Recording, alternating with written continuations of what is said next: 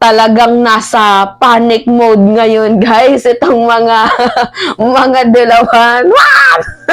Tapos nagkakaroon na rin ho ng tantrums itong mga DDFs na alipores ni Kadegongan. So ngayon, ano nga ba yung ganap, Mima? Bakit nasa panic mode sila? So meron ho kasing nilabas, guys, na paid advertisement sa TV noong nakaraang araw. So advocating, sinusulong ho ang charter change, which is ito na nga yun, guys, yung pinipirmahan, yung People's Initiative. So magandang movement na din ito, guys, kasi taong bayan ang mamimili whether they like it or not. So nasa sayo yan kung pipirma ka or hindi. Pero mas maganda para sa ikauunlad ng ating bayan, para naman makaligtas na tayo sa sumpa ng bulok na konstitusyon, pirmahan nyo, guys, ang People's Initiative. So nasa atin ang kapangyarihan para mabago ang kinalalagyan ng kasumpa-sumpang 1987 Constitution dito sa ating bayan. So ngayon, guys, ito na. Meron kasing nilabas, o kagaya ng sinabi ko sa inyo, di ba merong nilabas na paid advertisement. So galit na galit itong mga dilawang DDS, sila na yung magkakampi ngayon, yung mga DDS at mga dilawan. Sabi kasi ng mga DDFs, yung mga dilawan at mga pulahan nagkakampihan na. Ngayon, yung mga DDS at mga dilawan, sila na yung nagkakampihan, di ba? Mga sinto-sinto. So ngayon, ito yung balita. Mga grupo, kinastigo, EDSA Puera TV commercial bilang pro-Marcos misleading. So ngayon, papaliwanag ko lang muna sa inyo, guys, na bakit kailangan na bang baguhin itong 1987 Constitution natin. Kasi sa 1987 Constitution natin, there are some provision that we really need to change right now because ang tanda-tanda na, guys. Diba, it's been 37 years. 37 years yung 1987 Constitution na yan at may mga provision dyan na hindi na kayang sumabay sa panahon ngayon. Kagaya nga na, di ba, sinabi ko sa inyo, kung noon pa TV-TV lang, ngayon may cellphone na. Kung noon pa sulat-sulat lang, ngayon pa text-text na lang through internet. So there are some provision din na kailangang baguhin dito sa saligang batas. Especially na dyan, guys, yung tanggalin yung economic restriction. So ito yung pinakagusto ko, guys, kung sakaling manalo man tong People's Initiative na to, di ba, mabago ng ating 1987 Constitution. Imagine that, guys, magkakaroon tayo ng madaming trabaho.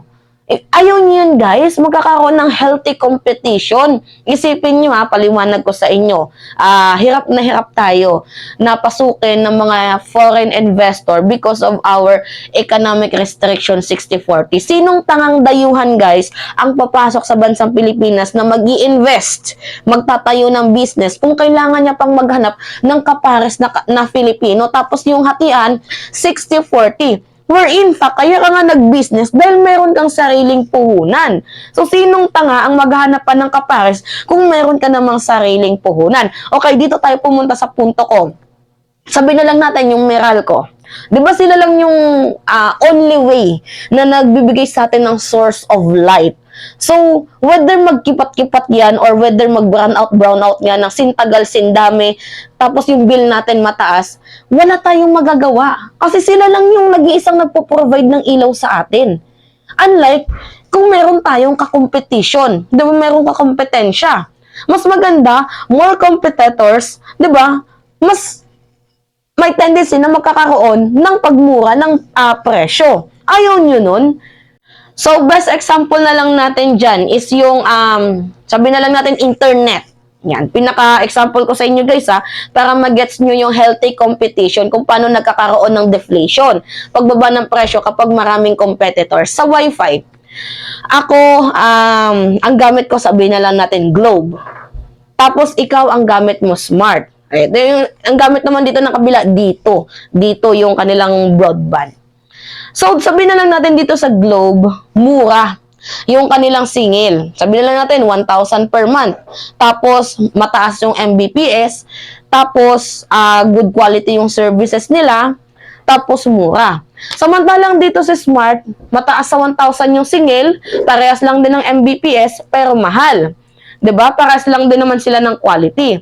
So, dito naman sa letter C, mas mura sa 1,000. Same lang din ng quality, mataas yung Mbps, maganda din yung yung serbisyo. So, saan tayo pipili? Malamang dito sa mas mura, tapos maganda yung quality. That is a healthy competition.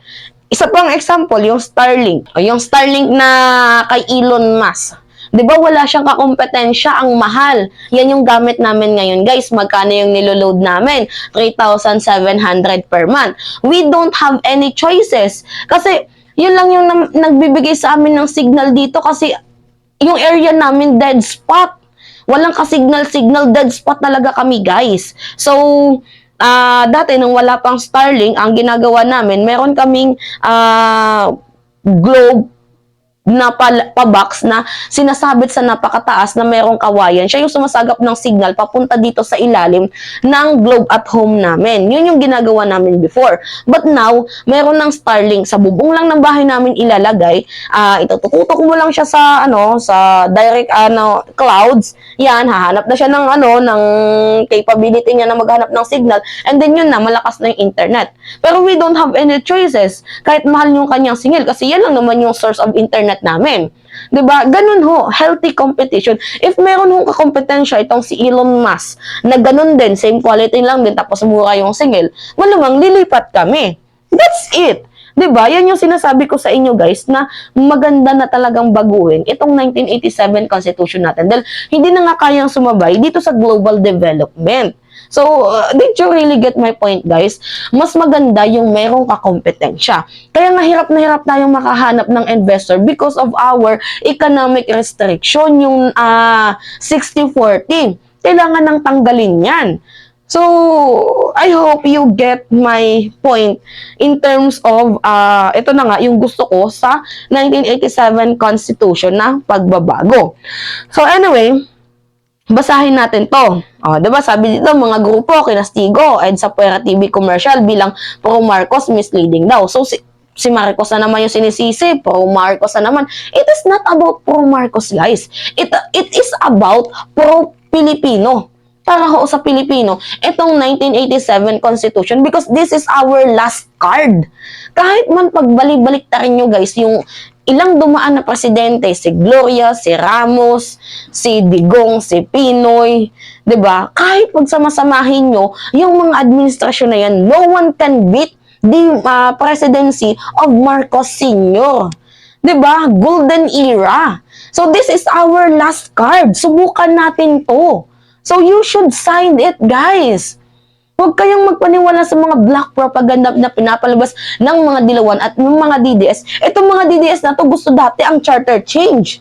Ngayon na si Marcos na yung umupo, ayaw nila. 'Di ba? So, sinto-sinto nga. So, hindi to, guys, yung sasabihin na po Marcos, hindi to, because these amendments, itong sinusulong na to, yung People's Initiative na to, this is pro-Filipino. Diba? Nagigets nyo ako? Nanggigigil na naman ako. Anyway, misleading at kontra mamamayan, ganyan ilarawan ng ilang people's organization at progresibo ang isang patalastas na nagtutulak sa charter change laban sa 1987 Constitution. Alam nyo, guys, yung 1987 Constitution natin, pabor lamang sa mga elitista. For elite lang itong 1987 Constitution natin ang damot sa mamamayang Pilipino. So, paano tayo uunlad, guys? You know, if madaming trabaho, 'di ba? Sabi nila natin nakapasok ang mga investor sa bansang Pilipinas, makakapag-create ng madaming trabaho, makakapag-create ng healthy competition, magkakaroon ng chance ng deflation. Tapos yung mga tax na malilikong malaki. It can create public highways, public hospital, public road, bridges, 'di ba? Schools, 'di ba? Ang daming makikreate ng taxes na 'yan. So, ano pa yung inihintay nyo, guys? Huwag na kayong magdalawang isip. Pirmahan nyo yung pumupunta sa bahay nyo ng, People's Initiative. Because, para ho yan sa mamamayang Pilipino. Guys, hindi ako nagbibiro. Hindi ako nagsasabi na, pro Marcos ka, kaya mo sinasabi yan. No, guys. Kung gusto nyong mabago, imagine na, ang daming OFW, paliwanag ko na lang sa inyo, ang daming OFW na pumupunta sa ibang bansa. At dami mga productive teacher na pag sa ibang bansa, farmers na lang. because mas malaki ang sweldo ng farmers kaysa dito sa pagiging teacher. Gets nyo yung point ko? Ang dami mga productive and skilled person na dapat sa Pilipinas nagtatrabaho pero nandun sila sa ibang bansa nakikipagsapalaran because maliit ang sweldo sa ating bayan. Maliit yung pasweldo sa mamamayang Pilipino.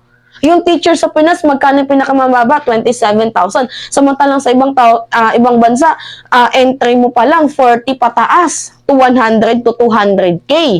'Di ba? So, I hope you get my point, guys. About dito sa pagbabago ng 1987 Constitution. So, hindi ho ito black propaganda or pro-Marcos. It is a pro-Filipino. Para ito sa ating mamamayang Pilipino. Move on na tayo sa bulok ng 1987 Constitution ni former President Cory Aquino. Kaya hindi tayo guys umaangat, kaya hindi tayo yung bansa natin, yung mayaman because of our rotten constitution. Diyan pa din tayo nakayakap. Diyan pa rin tayo nakasandig sa mga elitista. Guys, wake up! 'Di ba? It's been 37 years. There are some provision na talaga that we really need to change right now. Because para makasabay tayo dito sa tinatawag na global development. Paano tayo makakasabay sa global development kung hindi natin babaguhin ang constitution natin? 'Di ba? Anyway, yun lamang ho guys. It's me again, si Mima Alicia nyo. Tagbabalik ulit para sa ating panibagong video.